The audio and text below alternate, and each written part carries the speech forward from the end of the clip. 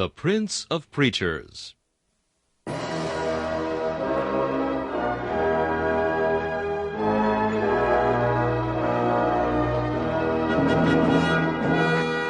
Charles Haddon Spurgeon has been called England's greatest contribution to the spread of the gospel in the 19th century. One of his contemporaries said that the chief secret of Spurgeon's attractiveness was the fact that, in every sermon, no matter what the text or the occasion, he explained the way of salvation in simple terms. Spurgeon's messages remain one of the great treasure houses of Christian literature, still bringing the light of the gospel and the comfort of the Scriptures to hungry souls long after the preacher has passed into glory. This is Charles Kelsch inviting you to listen to a message from the Prince of Preachers.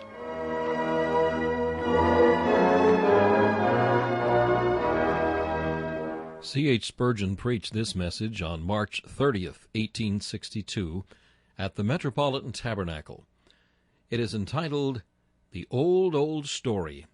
The text is Romans chapter 5 and verse 6. In due time, Christ died for the ungodly. There is a doctor of divinity here tonight who listened to me some years ago. He has been back to his own dwelling place in America, and he has come here again. I could not help fancying, as I saw his face just now, that he would think I was doting on the old subject and harping on the old strain, that I had not advanced a single inch upon any new domain of thought, but was preaching the same old gospel in the same old terms as ever. If he should think so, he will be quite right. I suppose I am something like Mr. Cecil when he was a boy. His father once told him to wait in a gateway till he came back, and the father, being very busy, went about the city. And amidst his numerous cares and engagements, he forgot the boy. Night came on, and at last, when the father reached home, there was a great inquiry as to where Richard was. The father said, "Dear me, I left him early in the morning standing under such and such a gateway, and I told him to stay there until I came for him. I should not wonder but what he is there now." So they went, and there they found him. Such an example of childish, simple faithfulness it is no disgrace to emulate. I received some years ago orders from my master to stand at the foot of the cross until he came. He has not come yet, but I mean to stand there till he does. If I should disobey his orders, and leave those simple truths which have been the means of the conversion of souls, I know not how I could expect his blessing. Here, then, I stand at the foot of the cross, and tell out the old, old story, stale though it sound to itching ears, and worn threadbare as critics may deem it. It is of Christ I love to speak, of Christ who loved and lived and died, the substitute for sinners, the just for the unjust, that he might bring us to God. It is somewhat singular, but just as they say fish go bad at the head first, so modern divines generally go bad first upon the head and main doctrine of the substitutionary work of Christ. Nearly all our modern errors, I might say all of them, begin with mistakes about Christ. Men do not like to be always preaching the same thing. There are Athenians in the pulpit as well as in the pew who spend their time in nothing but hearing some new thing. They are not content to tell over and over again the simple message, "He that believeth in the Lord Jesus Christ hath everlasting life." So they borrow novelties from literature, and garnish the Word of God with the words which man's wisdom teacheth. The doctrine of atonement they mystify. Reconciliation by the precious blood of Jesus ceases to be the cornerstone of their ministry. To shape the gospel to the diseased wishes and tastes of men enters far more deeply into their purpose than to remold the mind and renew the heart of men, that they receive the gospel as it is. There is no telling where they will go who once go back from following the Lord with a true and undivided heart, from deep to deep descending, The blackness of darkness will receive them unless grace prevent. Only this you may take for a certainty: they cannot be right in the rest unless they speak rightly of him. If they are not sound about the purpose of the cross, they are rotten everywhere. Other foundation can no man lay than that is laid, which is Jesus Christ. On this rock there is security. We may be mistaken on any other points with more impunity than this. They who are builded on the rock, though they build wood and hay and stubble, thereupon to their sore confusion, for what they build shall be burned, and themselves shall be saved, yet so as by fire. Now that grand doctrine which we take to be the keystone of the evangelical system, the very cornerstone of the gospel, that grand doctrine of the atonement of Christ, we would tell you again, and then, without attempting to prove it, for that we have done hundreds of times, we shall try to draw some lessons of instruction from that truth which is surely believed among us. Man having sinned, God's righteousness demanded that the penalty should be fulfilled. He had said, "The soul that sinneth shall die," and unless God can be false, the sinner must die. Moreover, God's holiness demanded it, for the penalty was based on justice. It was just that the sinner should die. God had not appended a more heavy penalty than he should have done. Punishment is the just result of offending. God then must either cease to be holy, or the sinner must be punished. Truth and holiness imperiously demanded that God should lift his hand and smite the man who had broken his law and offended his majesty. Christ Jesus, the second Adam, the federal head of the chosen ones, interposed. He offered himself to bear the penalty which they ought to bear, to fulfill and honor the law which they had broken and dishonored. He offered to be their daysman, a surety, a substitute, standing in their room, place, and stead. Christ became the vicar of his people, vicariously suffering in their stead, vicariously doing in their stead that which they were not strong enough to do, by reason of the weakness of the flesh through the fall. This which Christ proposed to do was accepted of God. In due time Christ actually died and fulfilled what he promised to do.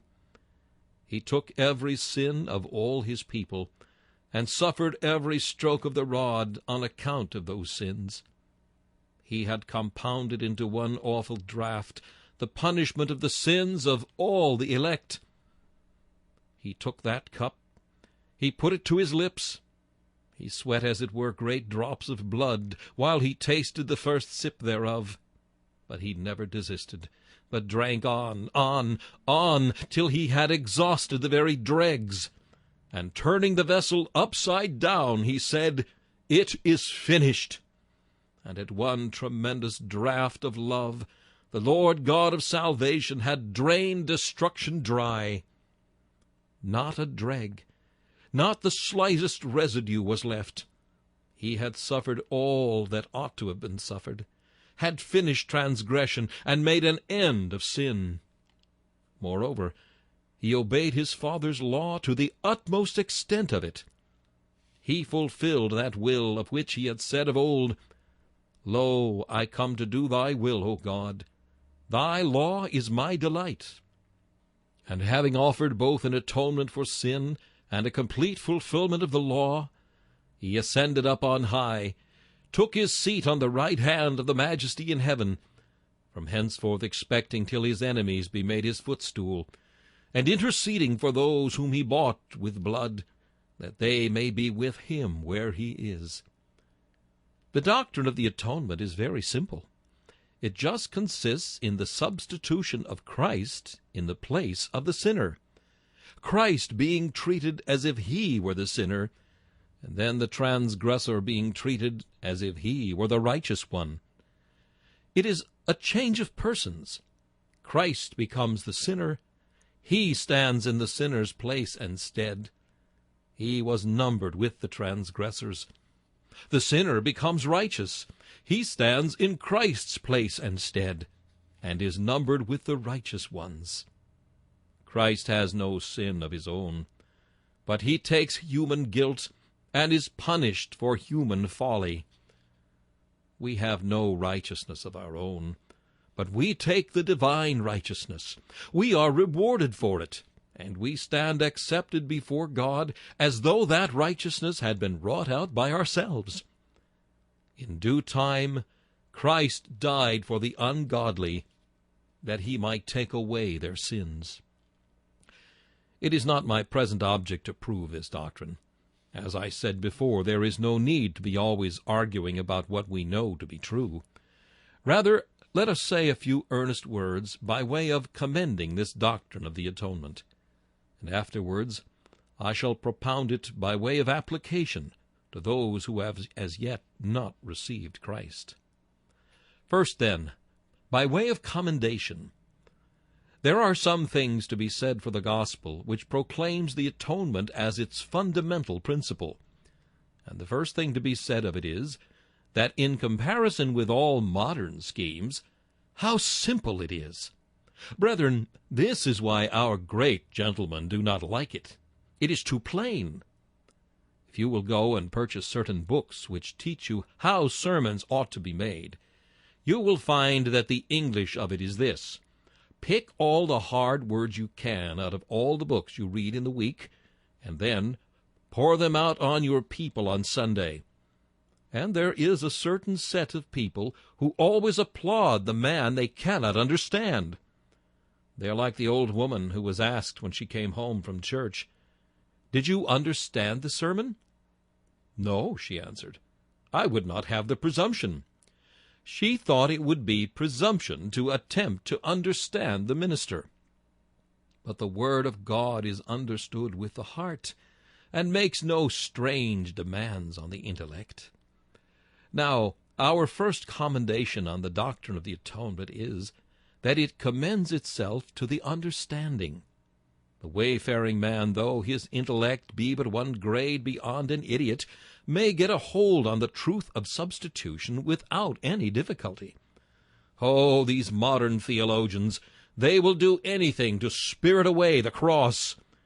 They hang over it the gaudy trappings of their elocution, or they introduce it with the dark, mysterious incantations of their logic.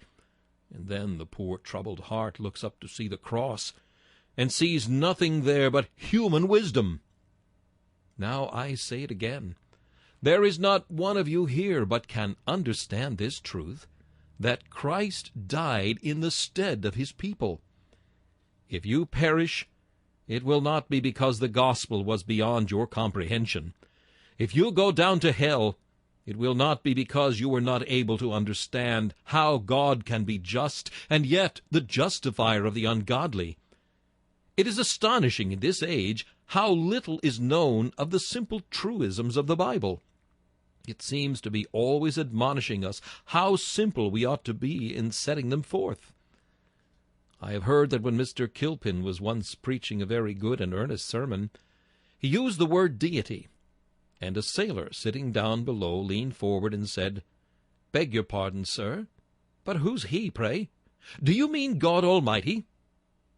"Yes," said Mr. Kilpin, "I do mean God, and I ought not to have used a word which you could not understand."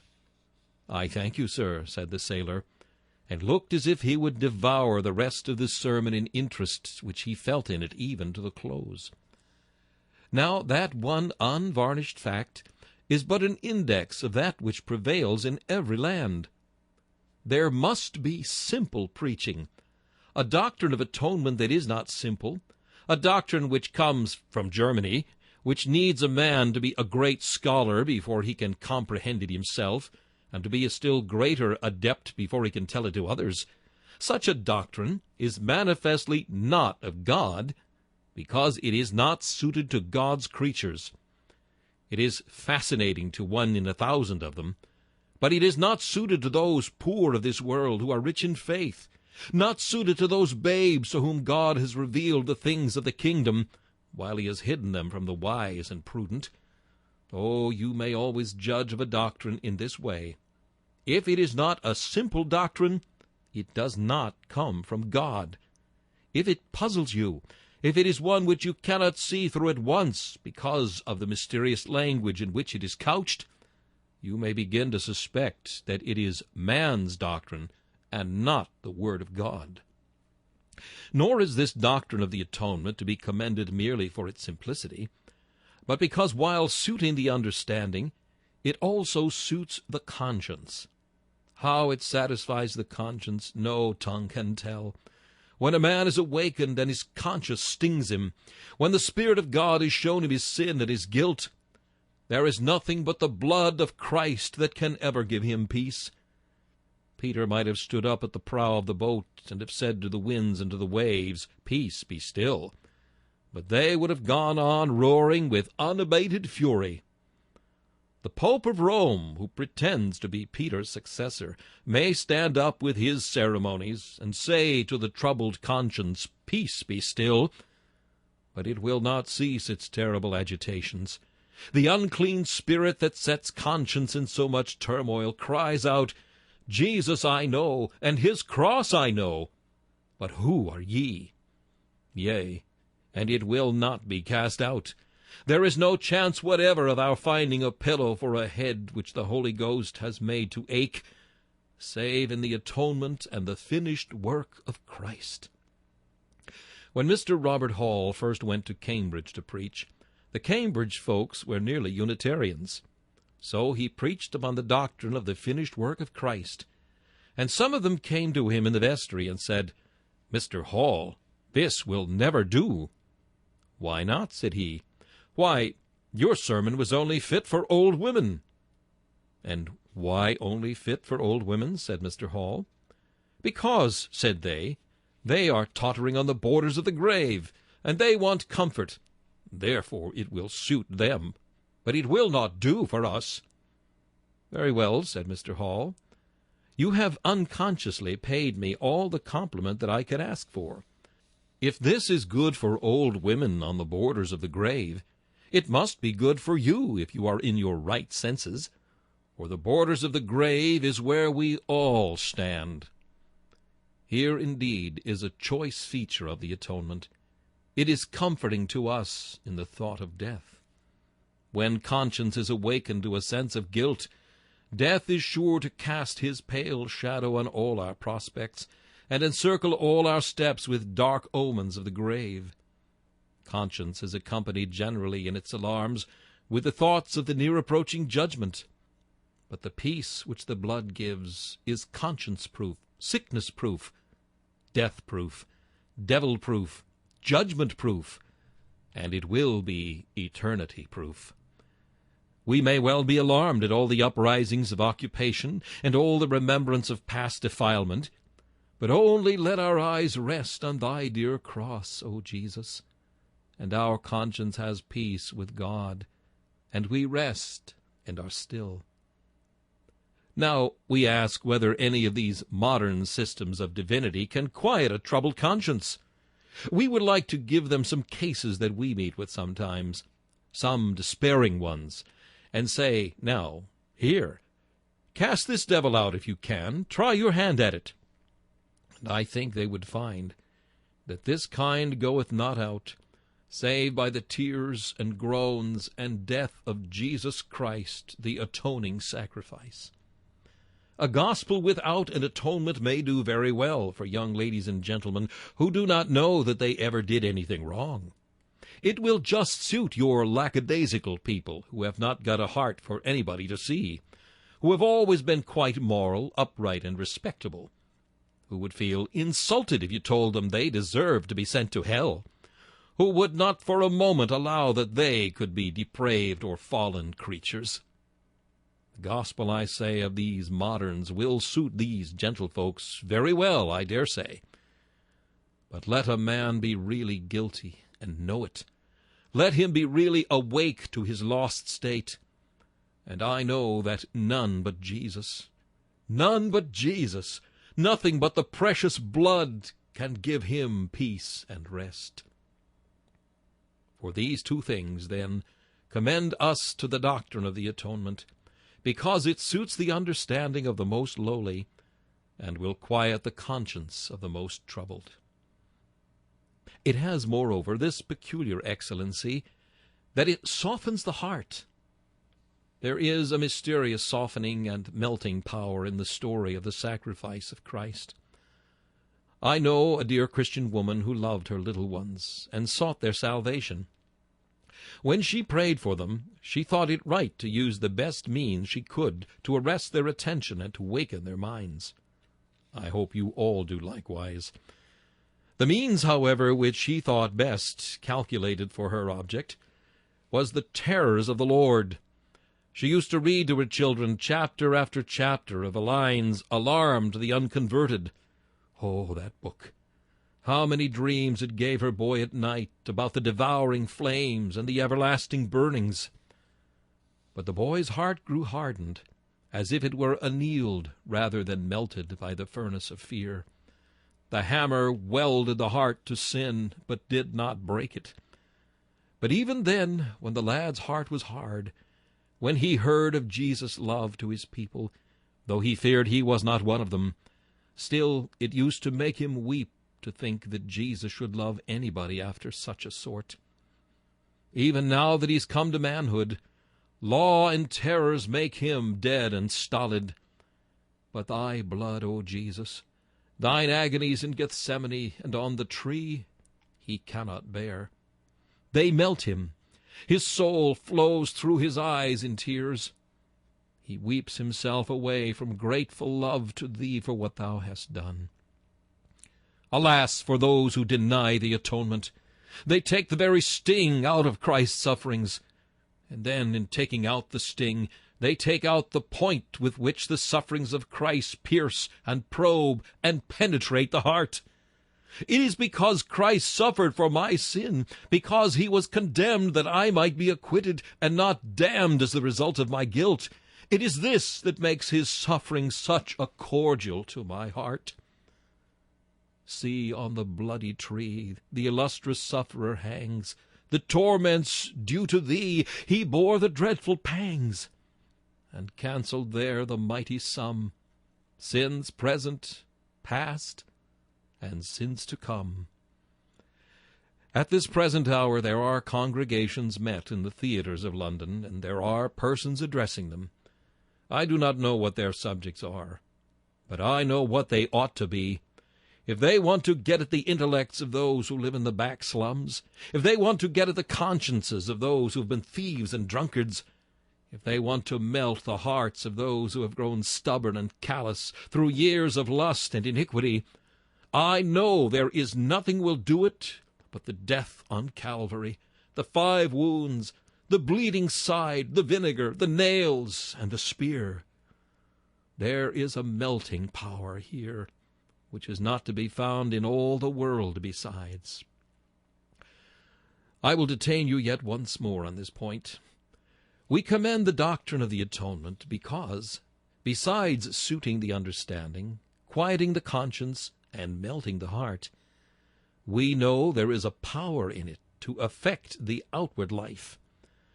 No man can believe that Christ suffered for his sins and yet live in sin. No man can believe that his iniquities were the murderers of Christ, and yet go and hug those murderers to his bosom. The sure and certain effect of a true faith in the atoning sacrifice of Christ is the purging out of the old leaven, the dedication of the soul to him who bought it with his blood, and the vowing to have revenge against those sins which nailed Jesus to the tree. The proof, after all, is in the trial.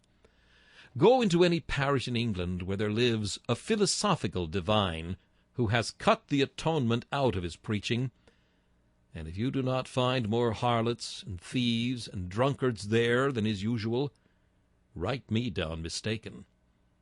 But go, on the other hand, into a parish where the atonement is preached, and that with rigid integrity and with loving earnestness, and if you do not find the alehouses getting empty, and the shops shut up on the Sunday, and the people walking in honesty and uprightness, then I have looked about the world in vain. I knew a village once that was perhaps one of the worst villages in England for many things, where many an illicit still was yielding its noxious liquor to a manufacturer without payment of the duty to the government, and where, in connection with that, all manner of riot and iniquity were rife. There went a lad into that village, and but a lad, one who had no scholarship, but was rough and sometimes vulgar. He began to preach there, and it pleased God to turn that village upside down. And in a short time the little thatched chapel was crammed, and the biggest vagabonds of the village were weeping floods of tears, and those who had been the curse of the parish became its blessing. And where there had been robberies and villainies of every kind all around the neighborhood, there were now none, because the men who did the mischief were themselves in the house of God, rejoicing to hear of Jesus crucified. Mark me, I am not telling you an exaggerated story now, nor a thing that I do not know. Yet this one thing I remember to the praise of God's grace. It pleased the Lord to work signs and wonders in our midst. He showed the power of Jesus' name, and made us witnesses of that gospel which can win souls, draw reluctant hearts, and mold the life and conduct of men afresh. Why, there are some brethren here who go to the refuges and homes to talk to those poor fallen girls who have been reclaimed. I wonder what they would do if they had not the gospel tale to carry with them to the abodes of wretchedness and shame. If they should take a leaf out of some divinity essays, and should go and talk to them in high-flowing words and philosophies, what good would it be to them? Well, what is not good to them is not good to us.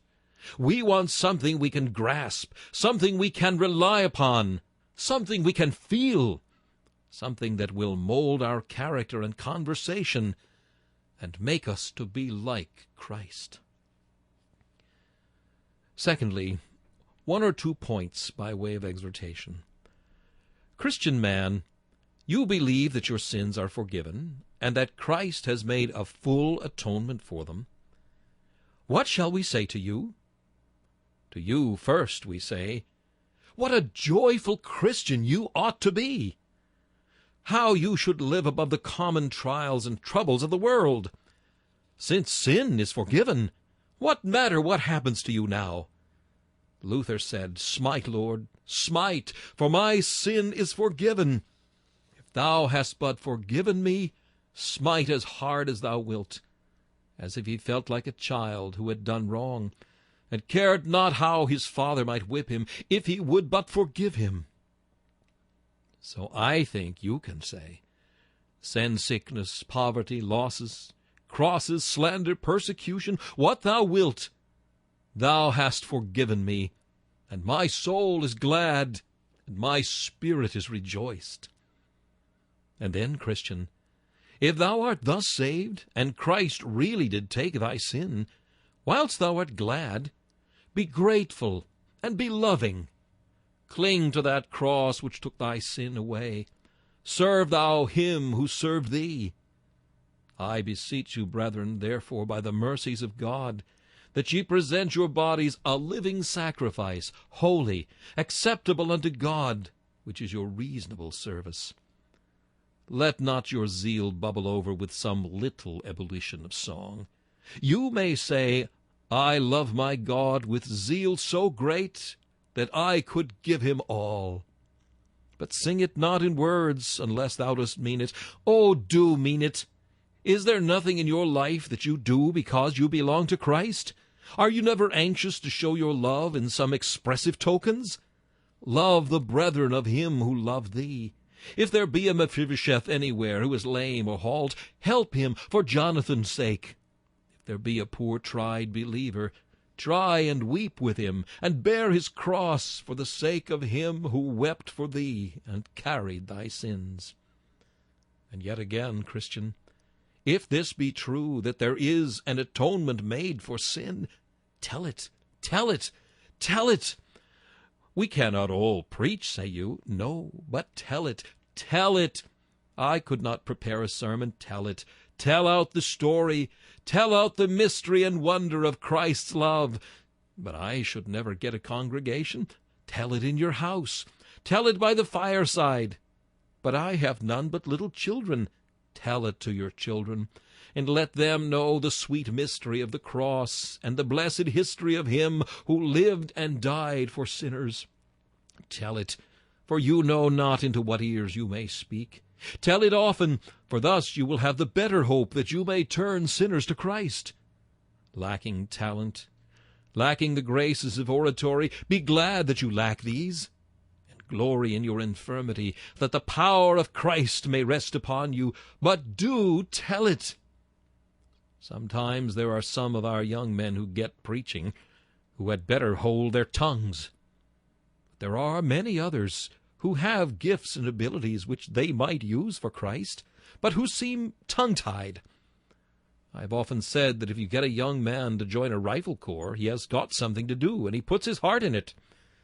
But if you get the same young man to join a church, well, his name is in the book, and he has been baptized, and so on, and he thinks he has nothing more to do with it. Why, brethren, I do not like to have members of the church who feel that they can throw the responsibility on a few of us, while they themselves sit still. That is not the way to win battles.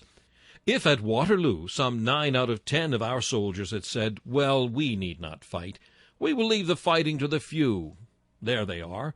Let them go and do it all." Why, if they had said that, they would very soon have all been cut in pieces. They must every one of them take their turns, horse and foot and artillery. Men who are light-armed and men of all kinds, they must each march to the fray. Yes, and even the guards, if they are held back as a reserve to the last, yet they must be called for. Up, guards, and at 'em! And if there are any of you here that are old men and women, and think you are like the guards, and ought to be spared the heavy conflict, yet up and at them, for now the world needs you all. And since Christ has bought you with his blood, I beseech you, be not content till you have fought for him, and have been victorious through his name. Tell it, tell it, tell it, with the voice of thunder tell it. Yea, with many voices mingling together as the sound of many waters. Tell it till the dwellers in the remotest wilderness shall hear the sound thereof. Tell it till there shall be never a cot upon the mountain where it is not known, ne'er a ship upon the sea where the story has not been told. Tell it till there is never a dark valley that has not been illuminated by its light, nor a loathsome den which has not been cleansed by its power. Tell out the story that Christ died for the ungodly. With a few words of application to unbelievers, I draw to a close. Unbeliever, if God cannot and will not forgive the sins of penitent men without Christ taking their punishment, rest assured he will surely bring you to judgment.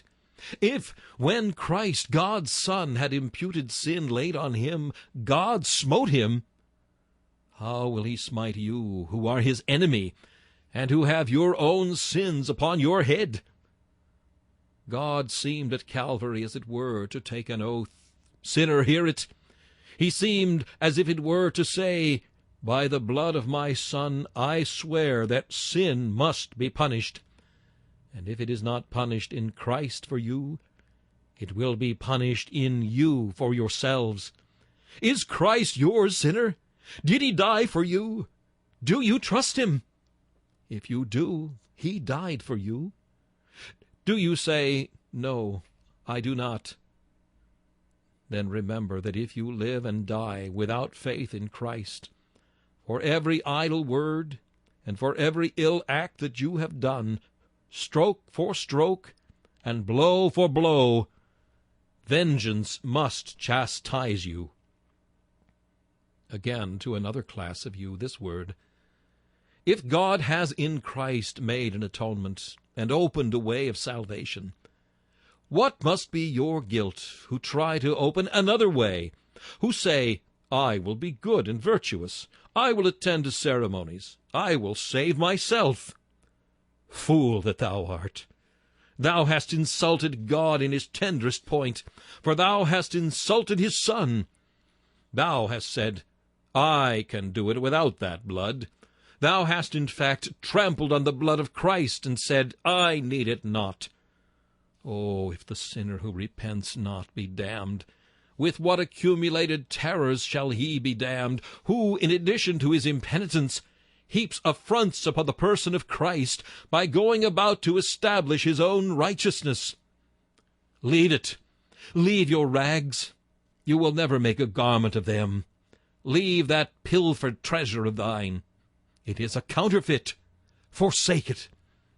I counsel thee to buy of Christ fine raiment, that thou mayest be clothed, and fine gold, that thou mayest be rich. And consider this, one and all of you, O my hearers, if Christ hath made atonement for the ungodly, then let the question go round. Let it go round the aisles and round the gallery, and let it echo in every heart, and let it be repeated by every lip. Why not for me? And why not for me? Hope, sinner, hope. He died for the ungodly. If it had said he died for the godly, there were no hope for thee. If it had been written that he died to save the good, the excellent, and the perfect, then thou hast no chance. He died for the ungodly. Thou art such an one. What reason hast thou to conclude that he did not die for thee? Hark thee, man. This is what Christ says to thee. Believe, and thou shalt be saved. That is, trust, and thou shalt be saved.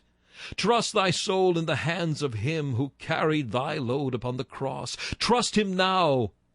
He died for you. Your faith is to us the evidence, and to you the proof that Christ bought you with his blood. Delay not. You need not even stay to go home to offer a prayer. Trust Christ with your soul now. You have nothing else to trust to. Hang on him. You are going down. You are going down. The waves are gathering about you. Soon shall they swallow you up, and we shall hear your gurglings as you sink.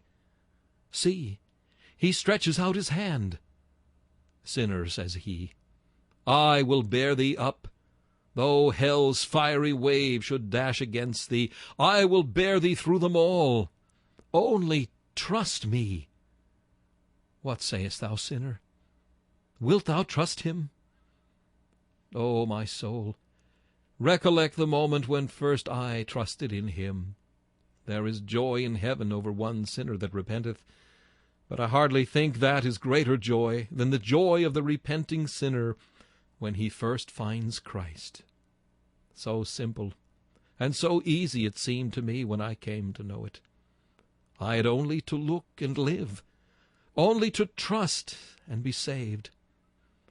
Year after year had I been running about hither and thither to try and do what was done beforehand, to try and get ready for that which did not want any readiness.